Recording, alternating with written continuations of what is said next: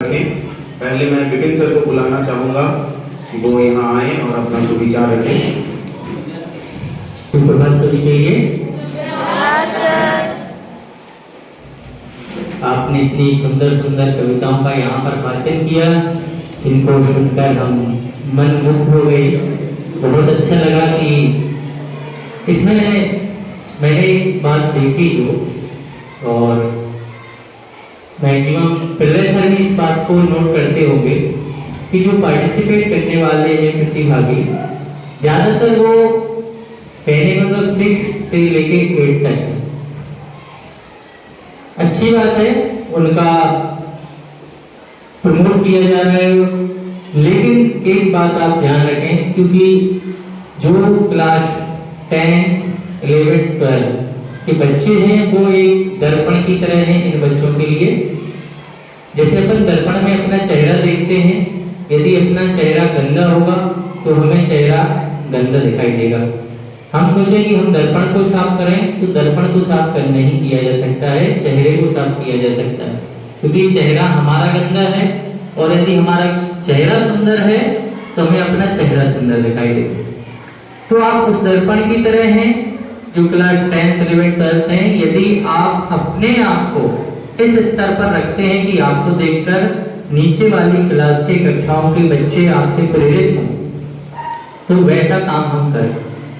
तो मुझसे ये कमी एक चीज नजर आई है कि यहाँ पर जो मैक्सिमम पार्टिसिपेट थे, जो प्रतिभागी थे, वो 6 से 8 तक ही थे। तो आगे से इस चीज को उनको भी मौका देना है, क्योंकि आगे आगे वही इसकी कमान संभालेंगे।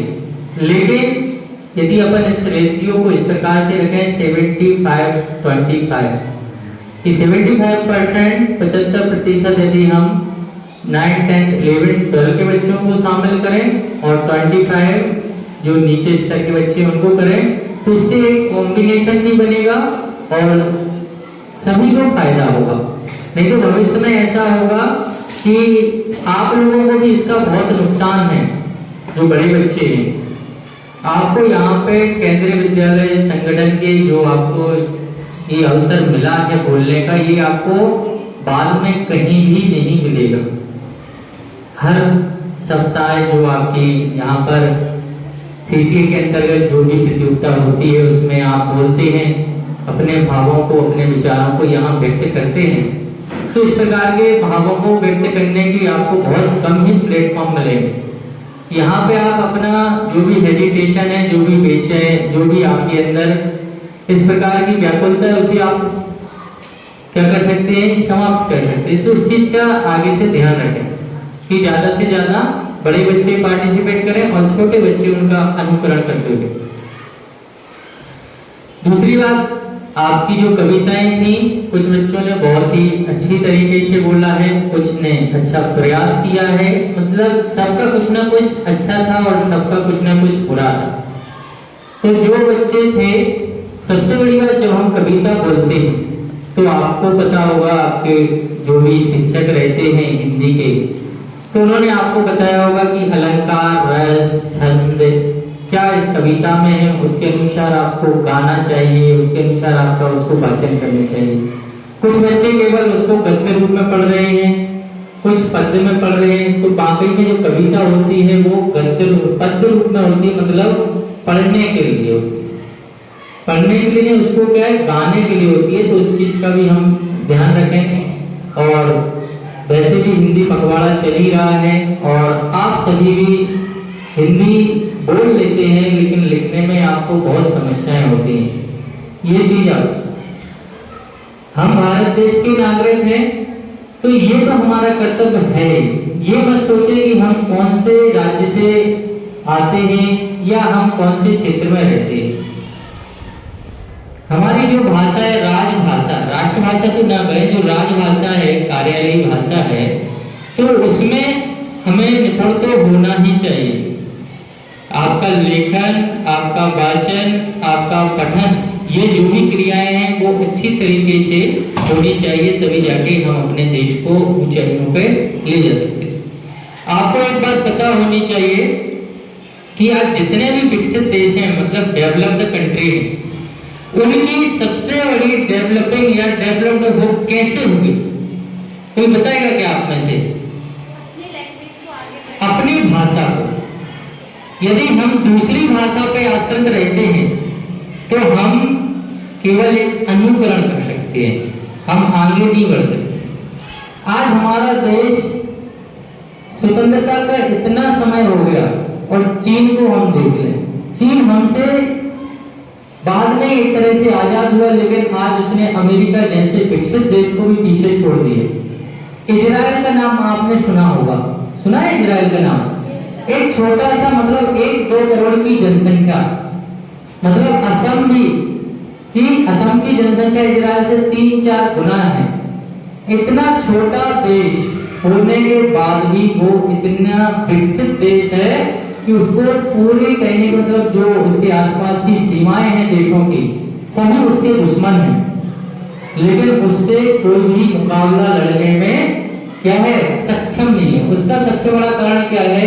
उनकी जो भाषा है, जो उनकी हिब्रू भाषा है, एक तरह से वो एक टाइम डेथ हो गई थी, मतलब मर चुकी थी, लेकिन उन्होंने उस भाषा को जीवित करके और फिर उन्होंने जो टेक्नोलॉजी, एजुकेशन या जो भी क्षेत्र हैं, उन्होंने जो विकास किया, आज सभी देश उसकी दाद देते हैं, आज सभी देश उसकी प्रशंसा करते हैं। तो उसका सबसे बड़ा कारण क्या है? उनकी भाषा। जब तक हमारी भाषा समृद्ध नहीं होगी तब तक हम अपने विचारों को नहीं रख पाएंगे, तब तक हम अपने देश का विकास नहीं कर पाएंगे। हम उसी तरह चल रहे हैं जैसे एक व्यक्ति बैसाखी की सहायता से चलता है, बैसाखी घटी दुर्घटना घटी। तो हम ये प्रयास करें कि हम अपनी भाषा को, मैं ये नहीं कह रहा हूं किसी भाषा का विरोध है, सभी भाषाएं समान हैं, लेकिन सबसे पहले हमारी जो मातृभाषा है, आप सबकी अपनी अपनी अलग मातृभाषा होगी जिसमें आप लोगों ने पढ़ाई की है, जिसमें आप अपने विचारों को व्यक्त करते हैं। मातृभाषा से बढ़कर कोई भाषा नहीं होती जिसमें अपने विचारों को आप अच्छी तरीके से व्यक्त कर सकते हैं। आप कितनी भी कोई भी भाषा सीख लो, कितने भी अच्छी, लेकिन आप उसमें वो इमोशंस, वो भावनाएं नहीं रख सकते हो जो आप अपनी मातृभाषा में रख सकते हो, है कि नहीं? आप सोचते हो, सपने देखते हो, तो वो भी कभी आपने इंग्लिश में सपने देखे हैं क्या? कभी संस्कृत में सपने देखे हैं क्या? नहीं देखे ना? आप सपने भी देखते हो तो किसमें देखते हो? आपकी जो मातृभाषा है। यदि आप ज्यादा हिंदी बोलते होगे तो हिंदी में आपसे कोई बातचीत कर रहा है, ऐसा तो बहुत कम ही हुआ होगा कि कोई आपको अदर लैंग्वेज जो आपकी मातृभाषा नहीं है उसमें आपसे कोई सपने में बातचीत कर रहा होगा।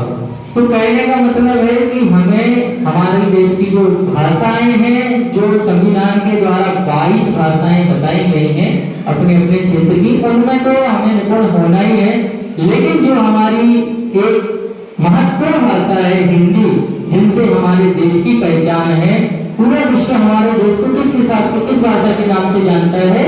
हिंदी के नाम से जानता है कि नहीं? तो ये नहीं बोलता है कि तमिल और ये भाषा वो भाषा, वो तो आपकी है नहीं। साथ में हिंदी भाषा आपकी जो बहुत जरूरी, यहाँ भी आप क्लास 1 से लेकर क्लास 10वीं तक अनिवार्य रूप से उसका अध्ययन करते हैं। उसके बाद आप 11वीं 12वीं कक्षाओं में भी अपना जो आपका वैकल्पिक विषय होता है ऑप्शनल, उसको आप चुनते हैं। तो इन भाषाओं में हमें निपुण कुशल होना बहुत जरूरी है। आपको बताएं कि आज विश्व में यदि तीसरी लैंग्वेज सबसे ज्यादा बोली जाने वाली है तो वो कौन सी है? हिंदी है। पहले पे इंग्लिश है, दूसरे पे मैंडेरियन है और तीसरे पे है हिंदी। तो आप इस चीज को अपने मन में रखें कि आप उस चीज को पढ़ रहे हैं, आपकी पहचान है, आपकी शान है और हमारी अभिमान है और हमारा देश का सम्मान है। तो ऐसी हिंदी भाषा के प्रति हमें सच्ची लगन से, सच्चे मन से उसको पढ़ना लिखना चाहिए, तभी हम उसमें समृद्ध होंगे। और आप सभी के लिए जो भी आपने यहाँ पर बढ़िया बढ़िया प्रस्तुति दी, उसके लिए बहुत बहुत शुभकामनाएं, और आपके अग्रिम भविष्य के लिए भी हम यही शुभकामनाएं देंगे कि आप इसी प्रकार से प्रतियोगिताओं में प्रतिभागी बने और अपना, अपने परिवार का, अपने विद्यालय का नाम रोशन करें। धन्यवाद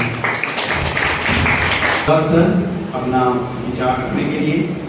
हम आशा रखते हैं कि बच्चे आपके जो बातें हैं उसको ध्यान में रखेंगे और आगे जाके और भी अच्छे करेंगे।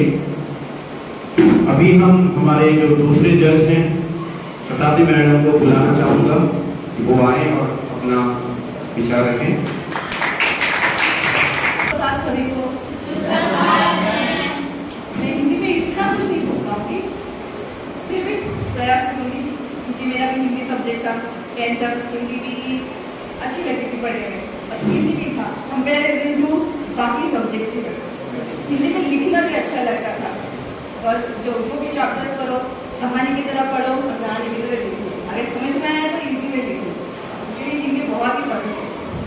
और आप लोगों ने जो पार्टिसिपेट किया है अभी बहुत ही अच्छा लगा। 6 से भी है, 7 से भी है, 8 से भी है। और कविता जो आप लोगों ने बोला है, कुछ लोगों ने लाइक 6 के 7 के ऐसा लगा कि रट्टा लगा के बोला है, तो अच्छा लगेगा सुनने में। कविता वैसे ही बोले जाते हैं। फिर भी आप लोगों के पास चांस है, दूसरे क्लासेस है, 7 में जाओगे, 8 में जाओगे, 9 में जाओगे तब बोल पाओगे और पार्टिसिपेट कर पाओगे। जितना पार्टिसिपेट करोगे उतना स्टेज फियर जाएगा। मेरी अभी भी स्टेज फियर है। अभी भी स्टेज पे जाने से पहले सोचती हूँ क्या बोलूँगी। अभी भी सोच रही थी मैं क्या क्या बोलूँगी, लिस्ट आउट कर लूँ उसके बाद बोलूँगी। सो ऑल द बेस्ट सबके लिए और अच्छा लगा। थैंक यू प्रलय सर चांस देने के लिए, जज करने के लिए तुम लोगों को। Thank you very much.